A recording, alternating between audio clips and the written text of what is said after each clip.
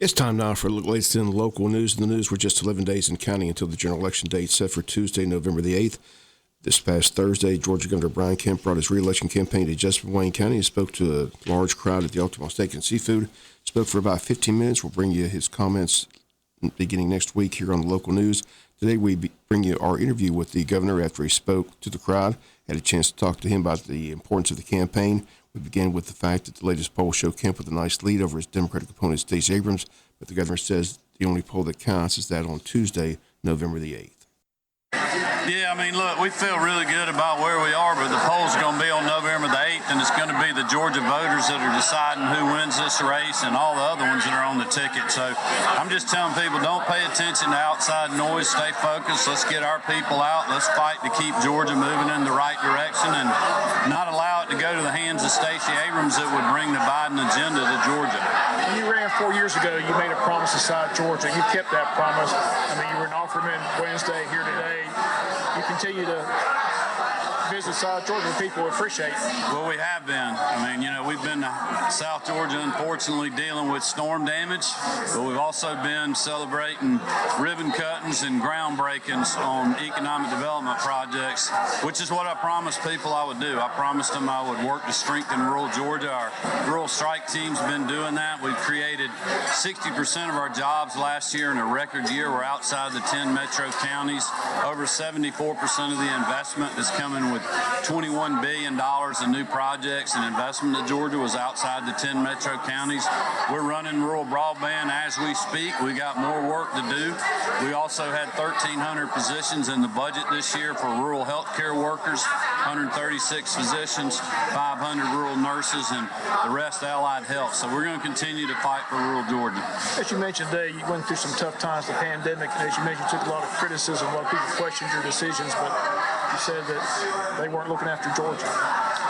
Well, listen, one thing I learned during the pandemic, civil unrest, 2020 election, there's a lot of outside noise. But I stayed focused on doing what Georgians wanted me to do and fighting for them, and I think that's the big difference in the race, Bob. Stacey Abrams, when she was criticizing me, she was not fighting for our people, and I was. You mentioned you gave that surplus money back. You're talking about a tax break if you get reelected. Explain that. Well, we passed the largest state income tax cut in history last year. We have a plan to continue to move the rate lower in the future if our economy holds up. And I think with the right leaders and sending our team back, we'll be able to continue to do that. But also at the end of last fiscal year, we ended up with a lot of one-time excess revenue. So we can spend it one time. We can't create new government programs. So that's what we're going to use to take $1 billion and just do a tax refund. So if you're a single filer and you paid over $250 in taxes last year, we're going to send you a $250 check. If you're a family that files, we're going to send you $500 just to help you fight through 40-year high Joe Biden inflation. Governor, always a pleasure. Appreciate you being here. Thanks for showing up, Bob. And again, those comments yesterday, Governor Brian Kemp, again, he spoke for about 15, 20 minutes. We'll bring you his comments beginning next week here on the local news. Stacey Abrams' campaign hoping to get a boost today in Atlanta as former President Barack Obama will be in Atlanta campaigning for her today. Also campaigning for Raphael Warnock as that race continues to tie between Warnock and Herschel Walker. Today's event in Atlanta is scheduled for 4:45 to 9 p.m. at the Gateway Center Arena in College Park. The program gets underway at 5 p.m. this afternoon. Early voting continues today and Saturday and all next week. The time Monday through Friday, 8 a.m. to 5 p.m. This Saturday, the second and final Saturday early voting date in this 3-week cycle. The Saturday time is from 9 a.m. to 5 p.m. Early voting taking place at the Hall Richardson Recreation Center located at 644 North 4th Street. On Thursday, 275 more people voted. And again, that brings Wayne County's total of early votes to 2,947 heading into today. Locally, we've got 2 races here. The county commissioner races between District 4. It'll be between James Thomas and Fred Anderson. We've got Fred Anderson coming up today on the world-famous Butch and Bob Show. We'll be back with more news after this word from our sponsor, the commercial messages, so please stay tuned. It was a crowded room to hear Governor Brian Kemp speak Thursday in Jessup. On hand, State Representative Stephen Meeks, State Senator Blake Tillery, 1st District Congressman Buddy Carter on hand. He's also on the ballot seeking re-election. Congressman Buddy Carter says he's also encouraging everyone to simply get out and vote.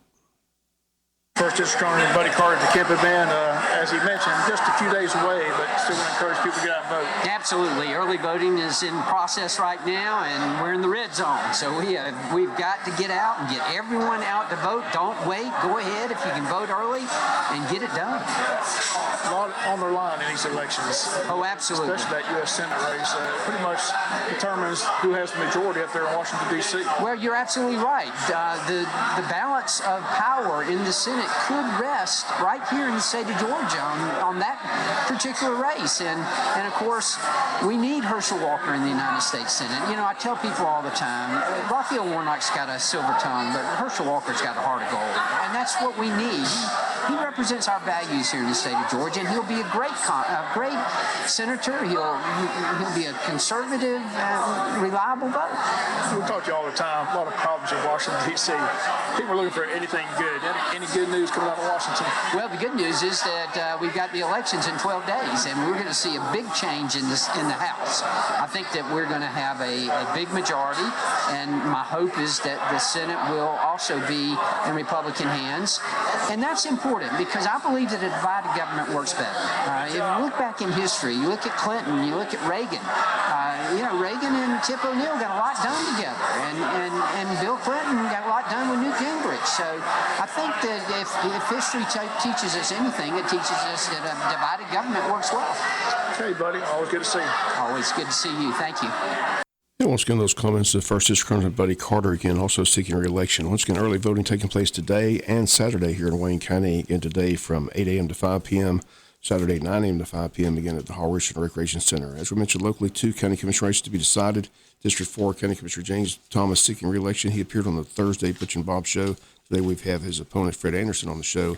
In District 5, Jamie Hickok's on the ballot. She has opposition from writing candidate Jackie Hoyt, who joins us next week on the Butch and Bob show. Jamie Hickok's appeared on Monday's Butch and Bob show of this week. Again, if you missed any of those shows, they're on the website under Butch and Bob. Wayne County Commissioners have a work session Wednesday, November 2nd at 8 a.m. at the Wayne County Airport.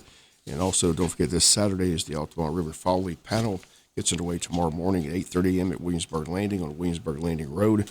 Registration for the event is $10. Registration forms and more information can be obtained at the Jessup Train Depot or from the Tourism Board website, waynetourism.com.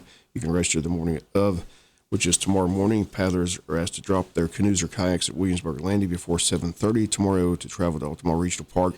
Shuttle will carry paddlers from the takeout point back to Williamsburg Landing and will leave Altamont Regional Park at 8 a.m. Paddlers are encouraged to use Aiken Road access to River Road when coming and going from the Altamont Regional Park. It's a low river, so paddlers should be prepared for that tomorrow. Altamont River Expeditions, the official outfitter for the paddle. They can be reached at 912-294-3604.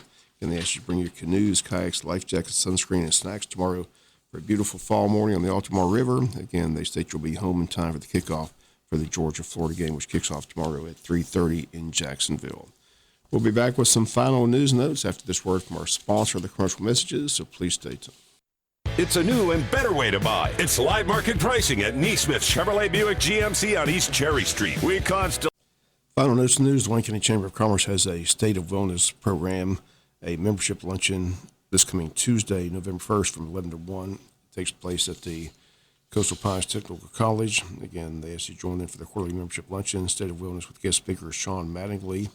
Again, the program will overview the mental health needs that Wayne County faces while also celebrating the advancements and services in the community.